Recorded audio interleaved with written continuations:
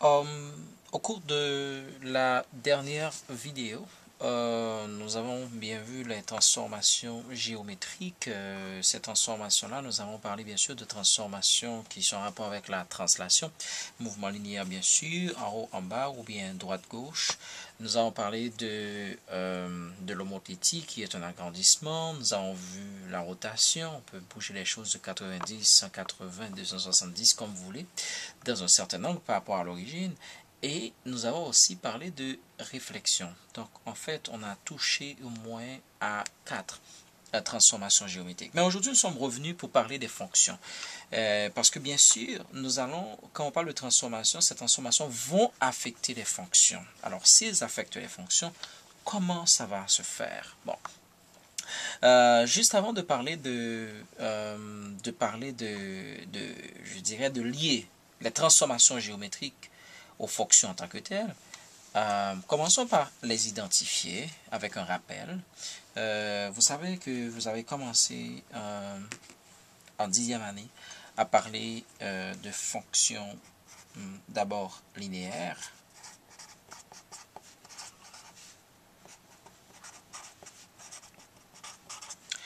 Les fonctions linéaires sont représentées bien sûr dans une forme générale f de x égale à x algébriquement et sont représentées de cette manière là avec des droites. Bien sûr, ça peut aller en haut et en bas, ça dépend du signe du coefficient de x. Donc voir dans de telles situations que ces deux fonctions-là se rencontrent, ben, pour chaque fonction, vous savez bien que à chaque x, il y a un y. Pour chaque x ici, il y a un y. Pour chaque x, il y a un y. Donc, à chaque point de la fonction, il y a un couple de telle sorte que, par exemple, on peut prendre ici le couple x moins 1 et y qui est égal à 2. Donc cette rencontre-là, ici, okay, nous allons appeler ça, ce point-là, l'appelons P. Alors P va avoir pour coordonnées moins 1 et 2. Alors c'est ça, on identifie.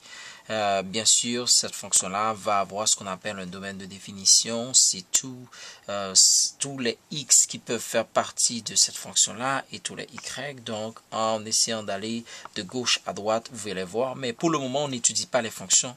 On les identifie tout simplement dans le cadre de dans le cadre des transformations géométriques qu'on est en train de faire. Une deuxième fonction que l'on va bien sûr qu'on va toucher aujourd'hui, c'est les fonctions quadratiques de l'ordre de degré 2, second degré. Donc f de x algébriquement est représenté par x carré. Ces fonctions se présentent comme des paraboles. Ici, vous avez un parabole. Okay. Ça peut aller vers le haut, comme ça aussi peut se tourner vers le bas, ça dépend du signe de A. Donc ça peut aller aussi de cette façon-là. Si vous permettez, ça peut aller comme ça aussi, ça dépend du signe de A. Donc ici, A est positif, mais comme ça, c'est-à-dire le signe de X est positif.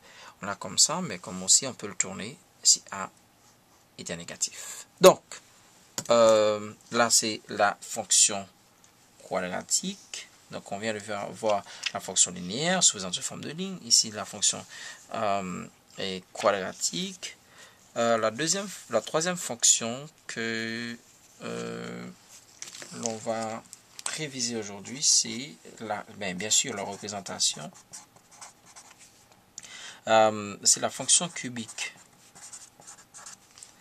La fonction cubique avec f de x représenté commence avec x cube.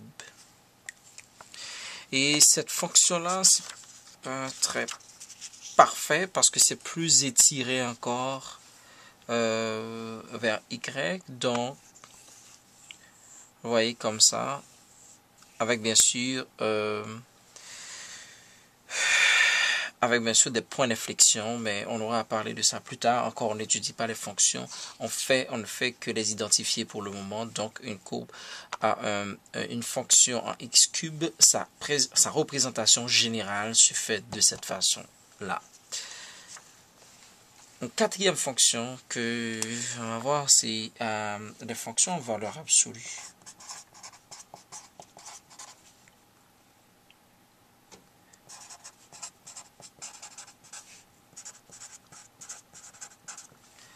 Alors, de manière absolue, il faut représenter ces fonctions avec f de x est égal à la valeur absolue de x. Ce qui est intéressant, c'est pour mémorisation aussi, je vais vous donner un conseil. Donc, comme vous voyez ici, le v, on peut tout simplement dire c'est valeur absolue. Donc, ce V-là peut vraiment nous aider en disant que c'est valeur absolue. Et puis ça, c'est une belle technique, je dirais c'est la mnémotechnique, c'est-à-dire une façon de mémoriser les choses, une façon évidente de les garder en tête. Donc, ça, c'est la fonction valeur absolue. Et nous allons voir ce qu'on appelle les fonctions en 5.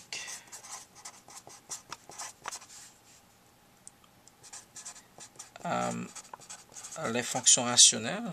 Les fonctions rationnelles, ce sont des fonctions un peu spéciales, vu que f de x va être égal à g de x sur h de x. Cependant, il faut faire attention, vous savez bien que en dessous de la barre de fraction ici, on ne peut pas avoir une valeur qui pourrait annuler x, donc avec h de x différent de 0. On doit toujours faire attention au dénominateur pour que ces dénominateurs ne soient pas égaux à 0. Donc, comment on représente une fonction f de x? Ça se représente de cette façon.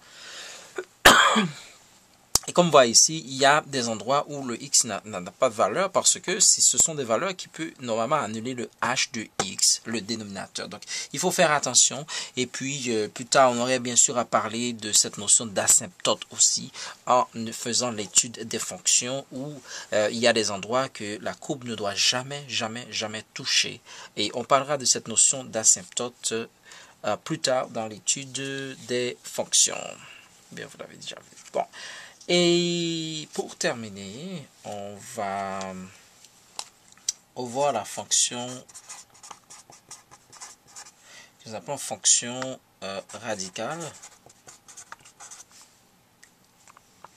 Alors, dès qu'on parle de radicale, vous savez bien de quoi je parle. Donc, f de x va être égal à radical de x.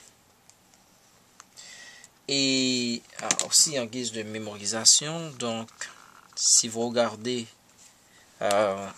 cette notion de fonction radicale, regardez comment ça se fait. Et puis moi, j'ai comme tendance à faire ça carrément, à faire un V comme ça.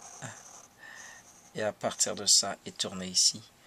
Donc à partir de là, vous avez comme une fonction radical, et le radical est fait. Donc si vous continuez à faire ça, bien sûr la partie rouge ne fait pas partie de la fonction, il faut faire très attention, ça c'est vraiment une technique pour mémoriser. Toute cette partie là ne fait pas partie de la fonction, faites attention, ok, attention à cette partie là, mais je l'ajoute parce que je veux quand même que ce soit mémorisé. Alors la fonction en fait c'est la partie en bleu qui est là et qui représente f de x dans sa forme générique radicale de x. Bien sûr, plus tard, dans le cas de ce cours, on aura à voir d'autres fonctions et qu'on peut aussi transformer. Alors, on fait deux lignes pour dire que ça va arriver dans le futur. Donc, en traversant cette rivière-là, eh bien, vous aurez on aura plus tard parlé des fonctions